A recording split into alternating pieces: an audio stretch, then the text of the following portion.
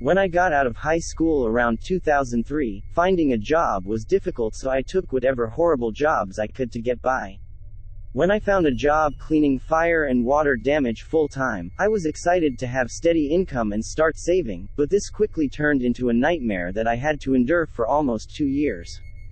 The company I worked for put me on my first job, which was a water damage claim where a basement flooded with sewage, so after a few days of work we finished and it was on to the next job. My boss then called me into his office the next morning and told me about a special crew that he was setting up and asked if I would be the crew leader supervising 3 other guys that were just hired. I found this strange as I had only been working there a total of around 3 days, but figured my work ethic was already paying off and I would get a raise. I only made 10 an hour to start. Not only did I not get the raise, but I got no training in the new position other than a work van with cleaning material, and the phone numbers for the 3 new guys that also were hired in to do fire, water damage cleanup. The boss told me what tools were best to use and what cleaning products to use to sanitize, along with where everything was located in the van, with hazmat suits and respirators, but he was vague about what kind of things I would clean up. He just said the situations were always different and I would get detailed instructions each job. He called my position CSC crew leader. The boss told me that I would never have to see the deceased as the coroner would have the remains gone by the time my crew got there, and to use my logic to determine what needed to be removed from the homes and what could be cleaned.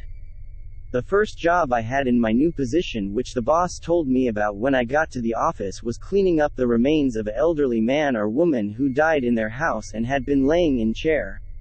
When we arrived, the coroner had me come inside to show me a few things that were considered hazardous material and needed to be removed due to the risk of disease. I guess my boss knew a few people from the county coroner's office and much of the work came from their recommendations. Not only was the deceased still in the house, but was fully visible to me and the other guy, and you could smell the rot through the masks as the house had no AC and this was mid-June. The coroner was backed up and waiting on additional people to show up to load the body as it was falling apart, and I call the body it because I honestly couldn't tell if it was male or female and was trying not to look too long as it was disturbing. The other 3 guys I worked with handled it well, but 2 got sick from the smell and has to go outside to puke. We all waited outside after the coroner showed us the chair, the fluids that leaked into the carpet, and the basement where the fluids went through the subfloor and puddled on some boxes in the basement. The coroner's support arrived and took the deceased out, and me and the crew started working.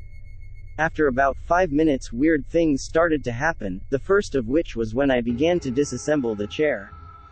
I had removed the back of the chair and was putting it into the special hazmat bags that I was given, and the base started to rock when I was about 10 feet away, putting the bag with the back of the chair by the front door.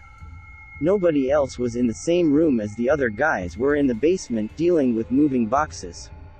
I brushed it off and took apart the base of the chair as much as I could, and when I got it into the bag I got a chill up my back and then began feeling sick. I just figured it was the shock of what I was cleaning hitting me and pushed on, even though the chill was strange as I was very hot in full hazmat in June. Next was removing the carpet and assessing the floor to see if it would be able to be cleaned or if I had to remove a section of the floor, so I called the boss to ask him and he told me just to pour the special cleaner on the area to soak into the floorboards and it would be fine, so I got it out of the truck where he said it was and brought it inside. When I got inside, all 3 of the guys in the basement were scrambling to get out of the basement, tripping over each other, and all 3 ran outside. When I asked them what was up, all 3 said there was someone in the cluttered basement and they assumed it was a homeless person or junkie. Detroit has many issues with these kinds of things. I listened at one of the open windows to the basement. It's kind of the first thing we did when we started working, open any window possible, prop the doors open, so maybe someone got inside then or possibly before we got there and was hiding. After listening a few minutes and hearing nothing, me and another of the workers went inside, armed with a mag light and a piece of metal fence post, and searched the basement.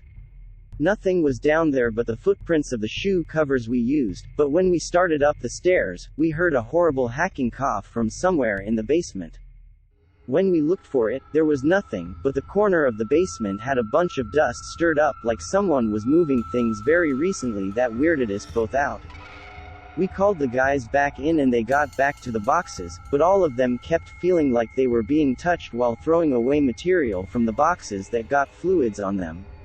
I went back to my upstairs job but found that the cleaner I put next to the floorboards was gone, and I started getting frustrated as it was the only jug I had of this cleaner, and I clearly remember it being set next to the area before the guys ran up the stairs and my attention was redirected.